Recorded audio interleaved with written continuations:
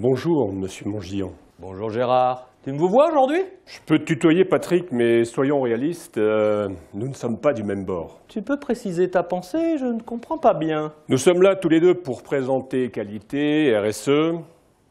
Soyons clairs dès le départ, ce sont deux démarches différentes, distinctes, alors chacun pour soi. Ah, si tu le prends comme ça, hein. Moi j'étais prêt à faire des concessions. Les experts en qualité, en excellence, sont toujours été ouverts aux nouveautés. J'allais dire, aux modes. Et la RSE, c'en est une. Si tu démarres comme ça, monsieur l'expert, ça va, je le connais, ton pédigré, ex-directeur qualité, assesseur senior EFQM, niveau européen, président de l'AFQP Île-de-France, ex-mouvement français pour la qualité, mais je suis désolé de te le dire, crûment, la qualité, c'est has-been. Non mais tu vas fort là, l'expert RSE. La qualité est ancrée dans les entreprises et les organisations depuis plus de 60 ans. Elle n'a pas arrêté d'évoluer depuis. Bon, à l'origine, on parlait plutôt de conformité à des règles, du contrôle statistique. Et puis très vite, on s'est dit, tiens, le client, il faudrait lui faire des produits qui sont adaptés à leur utilisation. Après, on s'est dit qu'il fallait quand même pas produire à tout prix. Donc, améliorer la productivité, maîtriser les coûts. Ah, ici on inventait des produits qui répondent à des attentes latentes, avec des fonctions attractives. Bon, bien sûr, il faut assurer la qualité en amont, l'améliorer continuellement.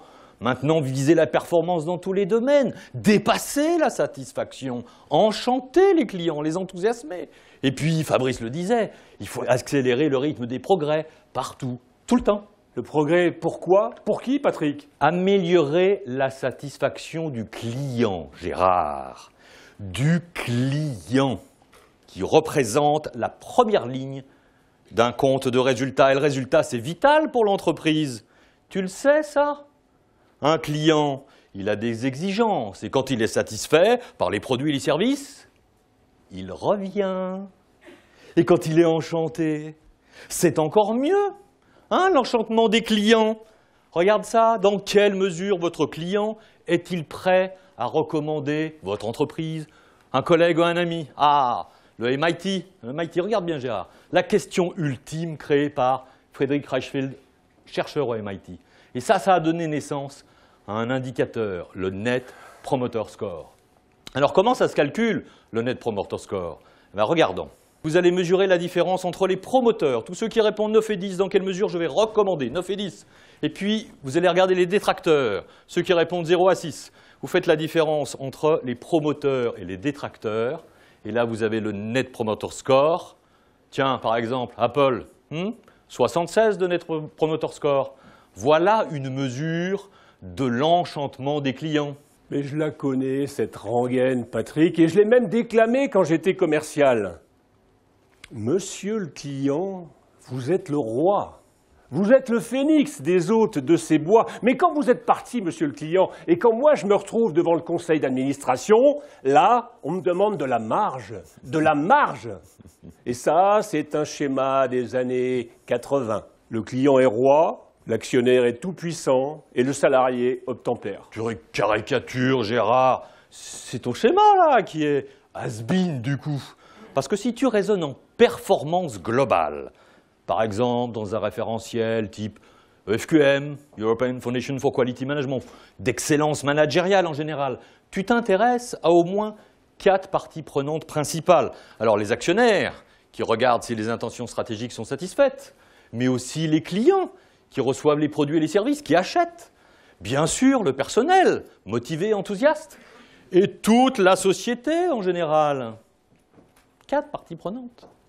J'y crois pas, t'es en train de me réinventer la RSE là. Non mais j'y crois pas. Laisse-moi, s'il te plaît, laisse-moi poursuivre ma petite démonstration précédente. Nous en étions aux 3 parties prenantes, au client roi, mais ça, c'était avant. Aujourd'hui, certes, les capitaux des actionnaires sont toujours nécessaires, mais ce qui compte, Patrick, c'est la valeur.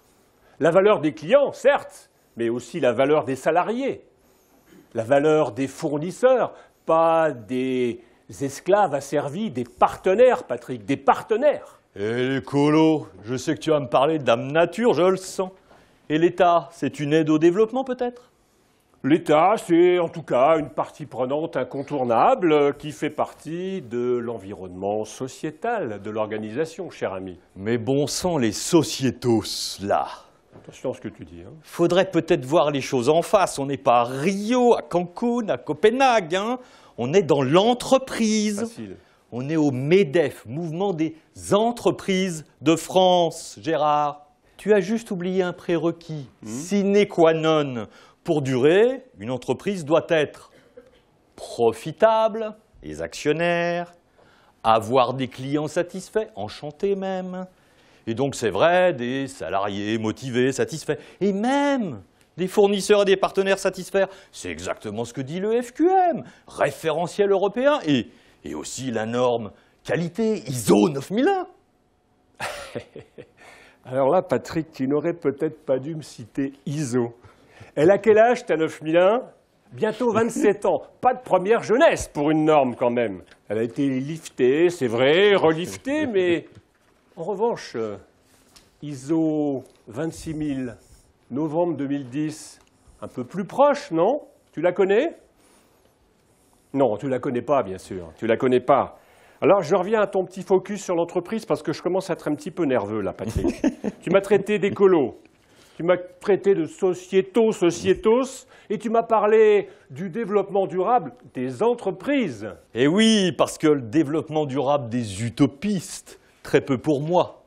Madame Brundtland, elle était gentille, mais son joli rapport, c'était pour Eva.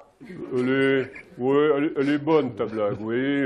Jolie, Eva, pas drôle. Hein. Je pense que ça fait rire quelqu'un, mais franchement, pas drôle du tout. Mais tu prêches un convaincu sur le joli rapport, et surtout sur ces sommets internationaux. J'y crois pas trop, moi non plus, à l'efficacité de ces grands sommets internationaux dont tu as cité Cancun, Copenhague, etc. Moi, je crois plutôt à la RSE. RSE, responsabilité sociétale des entreprises, c'est ça, hein? Mais l'entreprise a toujours été responsable, mon cher Gérard. Peut-être. Tu connais Kofi Annan? Tu le connais? Ouais. Quand il était secrétaire général de l'ONU, il ne croyait pas trop non plus à tous ces grands sommets mondiaux. Alors il a émis une idée en 1999. Et si on demandait plutôt aux organisations d'agir, année après année, en faveur d'un développement plus durable? Ah, alors la RSE, c'est la contribution des entreprises au développement durable. Exactement. ISO 26000, figure 1. Kofi Annan l'avait annoncé 10 ans avant la norme, en lançant son pacte mondial, et cette contribution doit être communiquée et améliorée année après année. Amélioration continue donc. Et Kofi Annan, il avait dû faire de la qualité avant. Ou tout simplement lire la version 2000 de l'ISO 9001, anticiper le Net Promoter Score, être à l'écoute du client, l'enchanter, améliorer sa satisfaction en permanence. Patrick, soit tu es sourd, soit tu ne m'as pas écouté. L'amélioration selon le pacte mondial, selon Kofi Annan, ça ne concerne pas uniquement le client, tu n'as que le client à la bouche, mais aussi le salarié, l'environnement, l'éthique de gouvernance, les droits de l'homme. On est quand même à un autre niveau, non? Oh, on le connaît par cœur, ton triptyque en 3P des années 80. People, Planet and Profit. Moi, je te parle de RSE. La RSE, tu le disais, c'est la contribution des entreprises à ce développement durable.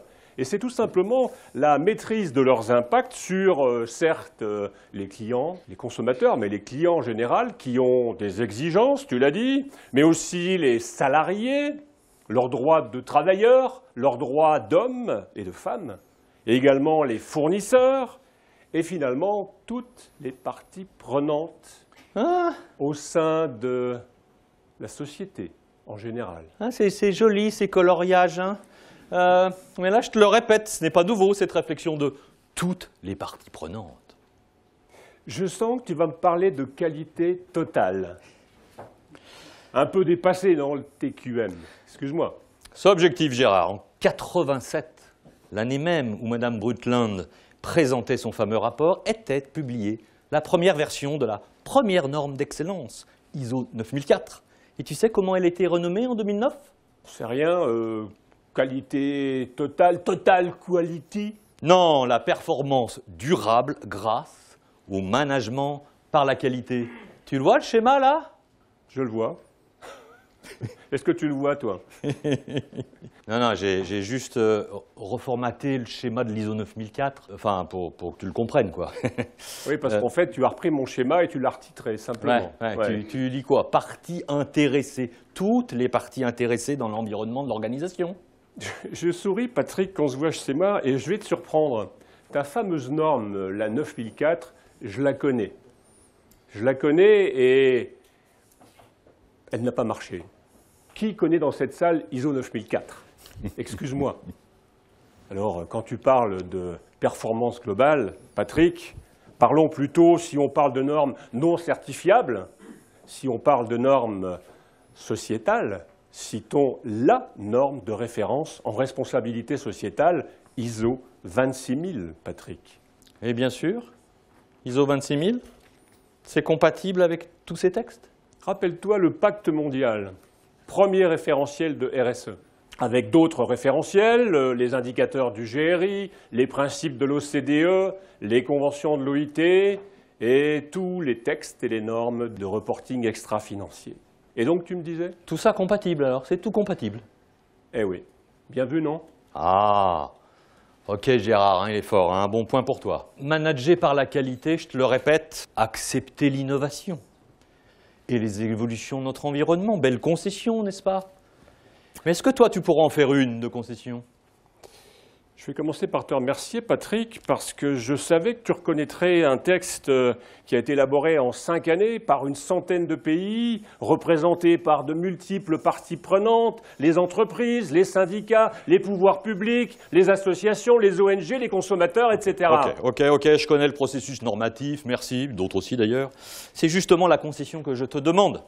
Si tu es aussi convaincu par cette ISO-là, 26000, tu dois bien reconnaître les autres, ISO 9001, qualité pour le client, 14001, l'environnement, 31000, la gestion des risques, 50000, gestion de l'énergie. Mais tout ça, Patrick, est évidemment abordé dans l'ISO 26000. Regarde plutôt.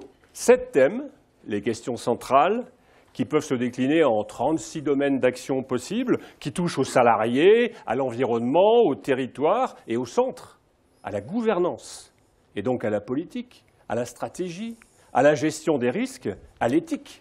Ok, mais je te rappelle que tous ces thèmes étaient déjà abordés dans les référentiels de performance globale.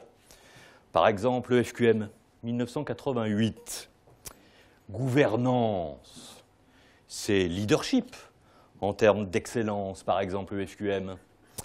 Et puis, droits de l'homme inclus, t'es déjà inclus, hein. Salariés, conditions de travail, c'est tout ce qui concerne le personnel et les résultats qui y sont liés. L'environnement fait l'objet de processus, etc., etc. Tout ça était déjà inclus.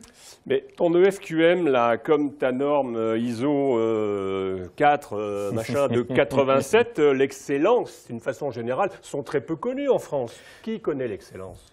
Tu pourrais peut-être, toi et tes copains de Sociétos, nous aider à les promouvoir, non? Nous sommes en phase sur l'écoute des parties prenantes, non?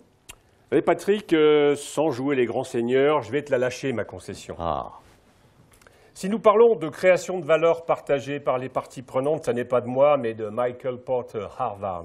Pas n'importe qui, quand même. Si nous parlons de performance globale, économique, sociale, environnementale, sociétale, eh bien oui, je signe, avec même peut-être une deuxième concession, mais celle-là mérite que tu en fasses aussi une autre. Attends, j'ai déjà accepté ton ISO 26000, reconnu qu'elle était cohérente avec la qualité globale, puisqu'elle prône aussi l'amélioration continue. Ça va, tu veux quoi de plus? Je veux que tu reconnaisses simplement qu'une entreprise ne peut pas faire d'un côté de la qualité et de l'autre de la RSE. Les deux font partie d'une même démarche. Non mais on rêve! C'est ce que je me tue à te répéter. Le management par la qualité peut aborder tous les sujets et toutes les parties prenantes.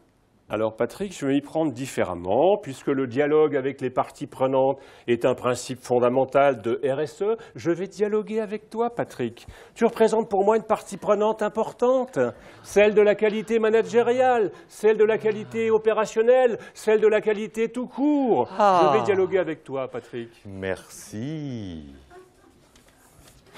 Pénible, hein? Je vais encore te faire plaisir. Tes certifications, là, 9001, 14001, 31000, 50000 et j'en passe, sont comme les labels reconnus par l'ISO 26000 comme facilitant une démarche de RSE. Donc, aucunement contradictoire. On pourrait même imaginer une RSE par étapes. Bien sûr, c'est dans le texte, à condition de traiter tous les thèmes, les 7 questions centrales au sein desquelles les priorités d'action doivent être définies, et elles se traitent selon le contexte de l'entreprise, son activité, sa taille, ses ressources, etc. Bienvenue au club qualité, Gérard. Bienvenue au club RSE, Patrick. Je conclurais bien par un slogan qui rime bien. RSE, excellence, même combat, performance.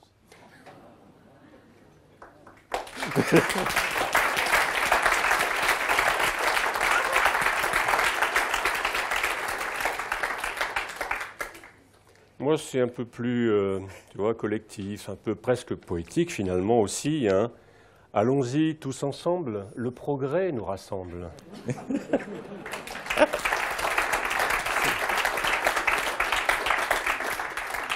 C'est fort ce slogan, Patrick, et même, je dirais, presque émouvant.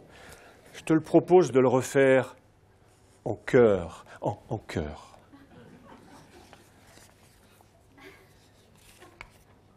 RSE, excellence, même combat, performance. Allons-y tous ensemble, le progrès nous rassemble. Mais c'est vrai qu'avec qualité, excellence, RSE, on devrait les gagner, ces points de compétitivité, Monsieur Gallois. Mais bien sûr, arrêtons de réinventer. Dans ce beau pays, le temps est venu d'agir. Mesdames et messieurs, Patrick Montgillon. Gérard Capelli.